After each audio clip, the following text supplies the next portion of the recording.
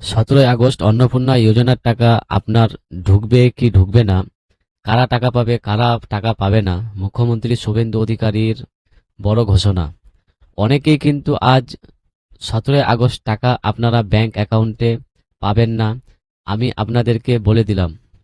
তো মুখ্যমন্ত্রী কি বলেছেন, কারা পাবেন কারা পাবেন না, বিস্তারিত আমি আপনাদেরকে বুঝিয়ে দেব। অবশ্যই খবরটি বেশি বেশি করে শেয়ার করে দিন, সকলে যাতে খবরটি জানতে পারে। আর এই ধরনের তথ্য আপডেটগুলো সবার আগে পেতে চ্যানেলটিকে সাবস্ক্রাইব করে রাখবেন। আর ফেসবুক থেকে যারা দেখছেন পেজটিকে ফলো করে রাখতে ভুলবেন না। তো মন্ত্রী শুভেন্দু অধিকারী সাংবাদিকের প্রশ্নের উত্তরে অন্নপূর্ণা যোজনা নিয়ে কি বলেছেন সেটা আগে আপনাদের শোনাচ্ছি। এখন শুনুন মুখ্যমন্ত্রী অন্নপূর্ণা যোজনা নিয়ে ঠিক কি বলেছেন। পোর্টাল চালু যখন হবে, এখন তো 31শে জুলাই অবধি পোর্টাল হয়েছে। 10ই জুলাই পর্যন্ত ভেরিফিকেশন যাদের হয়েছে তাদের কালকে টাকা ট্রান্সফার হয়ে যাবে। আর আরো 10ই জুলাইয়ের পরে যারা অ্যাপ্লাই করেছেন পোর্টালে তাদের সবার ভেরিফিকেশন কমপ্লিট করতে পারেনি, অর্থাৎ ম্যাক্সিমামটাই হয়ে গেছে, আমরা দেখেছি। আর কারা কারা পাবেন না সেদিনকে বলেছি, এবং জুলাই মাসে যে 1,19,00,000 পেয়েছিলেন তাতে যে অনেকের ক্ষোভ ছিল, সেখানে নিয়মে কিছুটা শিথিল করা হয়েছে। যেমন ওই 50 শতক যে জমির বিষয়টা ছিল, সেটা আগে পৌরসভা গ্রাম সব জায়গায় ছিল, এখন গ্রাম পৌরসভা সবটাই শিথিল করে দেওয়া হয়। শুধু কর্পোরেশন এলাকাতে, ধরুন কলকাতাতে যার 50 শতক মানে জমি আছে, হাফ একর, কলকাতার উপরে মানে এই কর্পোরেশন এলাকা 7টিকেই বাদ দিয়ে বাকিদেরকে আপনার শিথিল করে দেওয়া হয়।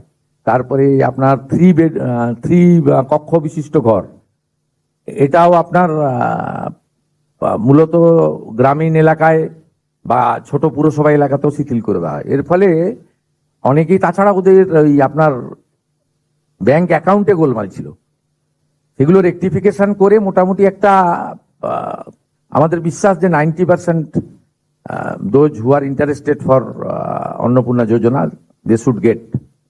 আর বাকি যেটুকু থাকবে তার জন্য আমরা পোর্টাল অন করে দেবো, মানে কমপ্লেন সাজেশন, মানে এ পাওয়ার যোগ্য নয় পেয়ে গেছে, এত বড় প্রসেস তো।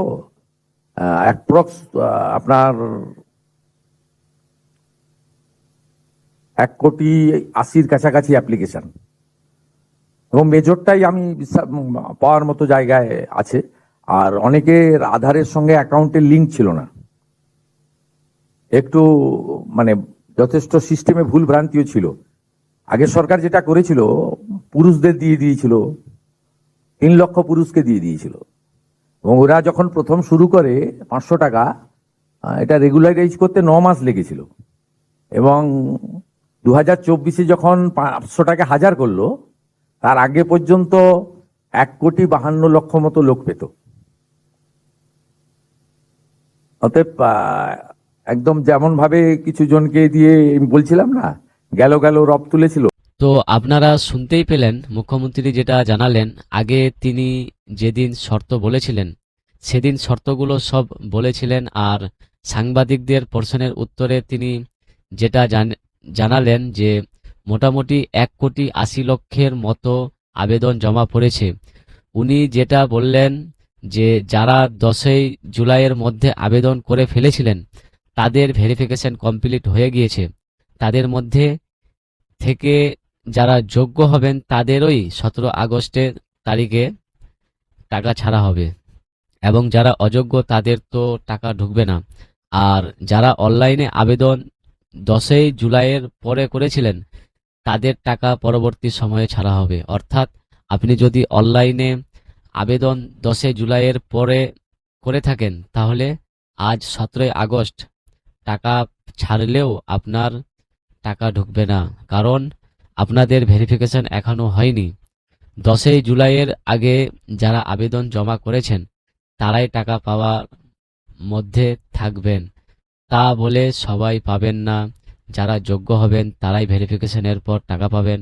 এবং উনি যেটা বললেন, মোটামুটি ওই 1,80,00,000 মতো আবেদনের মধ্যে প্রায় 90% মতো উপভোক্তার যারা যোগ্য তারা প্রায় পেয়ে যাবেন।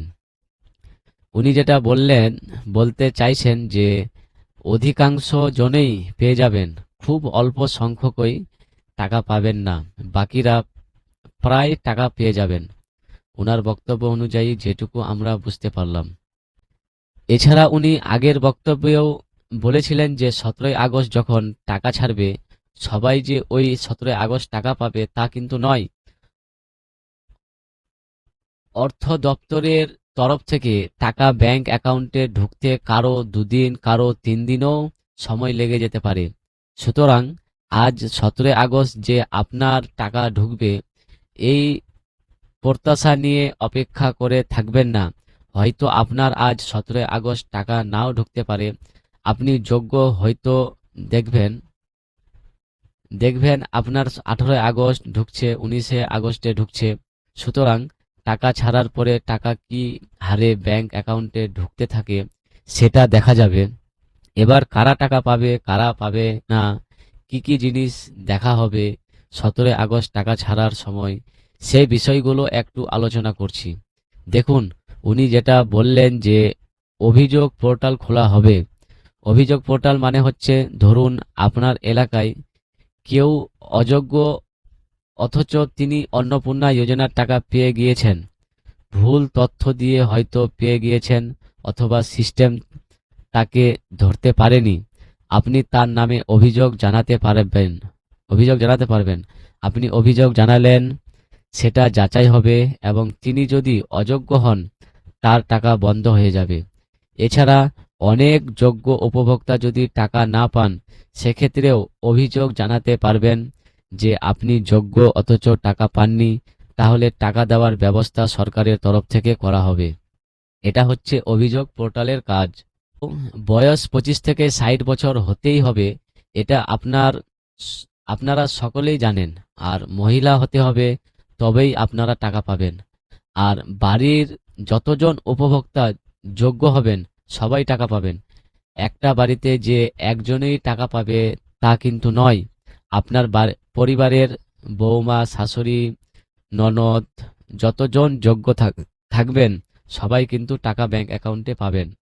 আর ডিবিটি লিংক ব্যাংক অ্যাকাউন্টে টাকা পাঠানো হবে।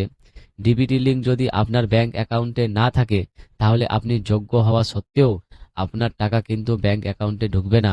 তাই আপনাদেরকে বলে রাখছি, যাদের ডিবিটি লিংক নেই তাড়াতাড়ি ডিবিটি লিংকটা করিয়ে নিন। যদি না থেকে থাকে ডিবিটি লিংক, একদিনেই করা সম্ভব। মাত্র 5 থেকে 10 মিনিটের মধ্যে ডিবিটি লিংক করা হয়ে যায়। তাই আপনাদের ডিবিটি লিংক রয়েছে কিনা একবার চেক করে নেবেন। যদি ডিবিটি লিংক করা না থাকে তাহলে অবশ্যই ডিবিটি লিংকটা করে রেখে দেবেন। যারা ইনকাম ট্যাক্স দেন তাদের কিন্তু টাকা ঢুকবে না। আর যে সমস্ত মেয়েরা সরকারি চাকরি করেন তাদের ব্যাংক অ্যাকাউন্টেও টাকা ঢুকবে না। যে সমস্ত স্বামীরা চাকরি সরকারি চাকরি করেন তাদের স্ত্রীদেরও টাকা ব্যাংক অ্যাকাউন্টে ঢুকবে না। এরকমটাই মুখ্যমন্ত্রী বলেছিলেন। তবে স্বামী যদি পার্মানেন্ট চাকরি করেন তবেই তাদের স্ত্রীরা টাকা পাবেন না। কিন্তু স্বামী যদি কন্ট্রাকচুয়াল বা পার্মানেন্ট নয়, অস্থায়ী চাকরি করে থাকেন, সেক্ষেত্রে তাদের স্ত্রীরা টাকা পাবেন, এরকমটাও তিনি বলেছিলেন। তারপর যে সমস্ত মেয়েরা মাসে 10,000 টাকার বেশি ইনকাম করেন তাদেরও টাকা ঢুকবে না। মাসে 10,000 টাকার বেশি যদি কোনো মেয়ে ইনকাম করেন তাহলে সেই মেয়েটিরও টাকা ব্যাংক অ্যাকাউন্টে ঢুকবে না। তারপর বিধবা ভাতা এবং অন্নপূর্ণার মধ্যে কেবলমাত্র একটা টাকাই পাবেন, অর্থাৎ অন্নপূর্ণা যোজনার টাকাটাই পাবেন। বিধবা ভাতা সেক্ষেত্রে পাবেন না, দুটো কিন্তু দেবে না, শুধুমাত্র অন্নপূর্ণা টাকা দেবে। আর প্রতিবন্ধী ভাতা কেউ যদি পেয়ে থাকেন এবং তিনি যদি অন্নপূর্ণাতেও আবেদন করে থাকেন তাহলে তাকে প্রতিবন্ধী ভাতার টাকার সঙ্গে অন্নপূর্ণার যোজনার টাকাও দেবে। অর্থাৎ কোনো প্রতিবন্ধী মহিলা প্রতিবন্ধী ভাতার টাকাও পাবেন, এর সঙ্গে অন্নপূর্ণা যোজনার টাকাও পাবেন। আর কোনো মহিলা যদি পিএম কিষাণ পান সেক্ষেত্রেও তিনি যদি অন্নপূর্ণা আবেদন করেন অন্নপূর্ণার টাকাও পাবেন এবং পিএম কিষাণের টাকাও পাবেন। তারপর দেখুন, 3টার বেশি রুম থাকলেও গ্রামীণ এলাকায় আপনারা টাকা পেয়ে যাবেন।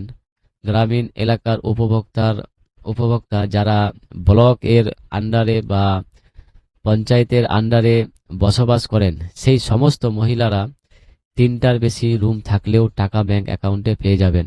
কিন্তু গ্রামীণ এলাকা যাদের অন্যান্য এলাকার ক্ষেত্রে যদি 3টার বেশি রুম তারা ইয়েস করে থাকেন, তাহলে তাদের টাকা ঢুকবে না, এটা মনে রাখবেন। আরেকটা বিষয় হচ্ছে 50 ডেসিমেলের বেশি জমি। 50 ডেসিমেলের বেশি জমি যদি আপনার থাকে তাহলে, এবং আপনার বাড়ি গ্রামীণ এলাকা বা পৌরসভা এলাকায় হয়, তাহলে কোনো সমস্যা নেই, আপনারা টাকা ঢুকে যাবে। কিন্তু 50 ডেসিমেলের বেশি জমি থাকলে এবং আপনার বাড়ি কর্পোরেশন এলাকায় হয়ে থাকে, মানে কলকাতা কর্পোরেশন, হাওড়া কর্পোরেশন, এই সমস্ত কর্পোরেশন এলাকায় যদি হয়ে থাকে এবং ফর্ম ফিল আপের সময় 50 ডেসিমেলের বেশি জমি দিয়ে থাকেন, তাহলে আপনার টাকা ঢুকবে না। তবে গ্রামীণ এলাকার ক্ষেত্রে 50 ডেসিমেলের বেশি জমি দেওয়া থাকলেও তাদের টাকা ঢুকে যাবে।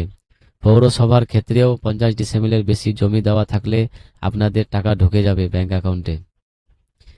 এই মূল শর্তগুলোই 17 আগস্টে টাকা ছাড়ার আগে দেখা হবে। ইতিমধ্যেই অফিসারদের মাধ্যমে যে স্ট্যাটাস চেক, সেটাও পুরোপুরি বন্ধ হয়ে গেছে। আপনি আর বিডিও অফিসে গিয়ে, এসডিও অফিসে গিয়েও স্ট্যাটাস চেক করাতে পারবেন না।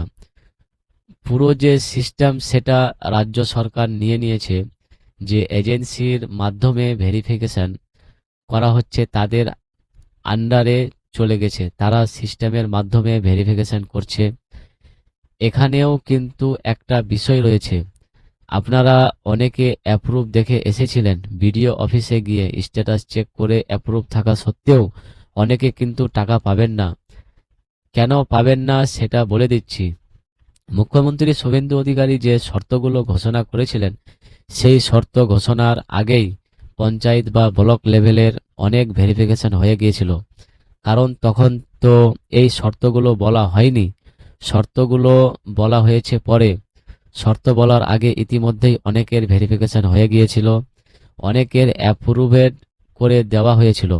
সুতরাং অ্যাপ্রুভেড করে দেওয়ার পরেও যদি আপনি এই শর্তগুলো পালন না করে থাকেন, সেক্ষেত্রে আপনার টাকা কিন্তু ঢুকবে না।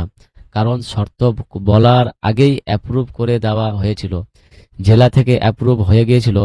সেক্ষেত্রে অ্যাপ্রুভ থাকুক বা যাই থাকুক, সমস্ত আবেদন সিস্টেমের মাধ্যমে যাচাই হবে। নতুন যে শর্তগুলো বলা হয়েছে, সেই শর্তের মাধ্যমে যাচাই করা হবে কারা যোগ্য কারা অযোগ্য। সিস্টেমের মাধ্যমে ঝাড়াই বাছাই হয়ে যাবে। একজন একজন করে মানুষ কিন্তু ঝাড়াই বাছাই করবে না। 17 তারিখে যাদের টাকা ছাড়া হবে, তাদের অ্যাপ্রুভালের কাজটা সম্পূর্ণ সিস্টেমের মাধ্যমে হবে। ওই শর্তগুলো সিস্টেমে দিয়ে দেওয়া হবে কারা যোগ্য, হ্যাঁ, তারা একদিকে হয়ে যাবে, কারা অযোগ্য তারা একদিকে হয়ে যাবে। সিস্টেম খুব অল্প সময়ের মাধ্যমে কাজটা করে দেবে। সিস্টেমের মাধ্যমে যাচাই করে অনেক উপভোক্তার টাকা ব্যাংক অ্যাকাউন্টে ছাড়া হবে। এক্স্যাক্ট সংখ্যাটা মুখ্যমন্ত্রী বলেননি যে কত উপভোক্তার টাকা ছাড়া হবে, বলেছেন অনেক উপভোক্তাই টাকা ব্যাংক অ্যাকাউন্টে পাবেন এবং অনেক উপভোক্তার টাকা 17 আগস্টে ছাড়া হবে। তাই আজ 17 আগস্ট টাকা ছাড়ার পরে কত সংখ্যক উপভোক্তার টাকা ঢোকে, কতজনের টাকা ঢোকে না, সেটা পরিষ্কার হয়ে যাবে। এই ধরনের লেটেস্ট আপডেট সবার আগে পেতে চ্যানেলটিকে সাবস্ক্রাইব করে রাখবেন। বন্ধুদেরকে খবরটি বেশি বেশি করে শেয়ার করে দিন, সকলেই যাতে খবরটি জানতে পারে। আর ফেসবুক থেকে যারা দেখছেন, পেজটিকে ফলো করে রাখতে ভুলবেন না। আর ইউটিউব থেকে দেখে থাকলে চ্যানেলটিকে সাবস্ক্রাইব করে রাখবেন। ভালো থাকবেন, সুস্থ থাকবেন, ধন্যবাদ।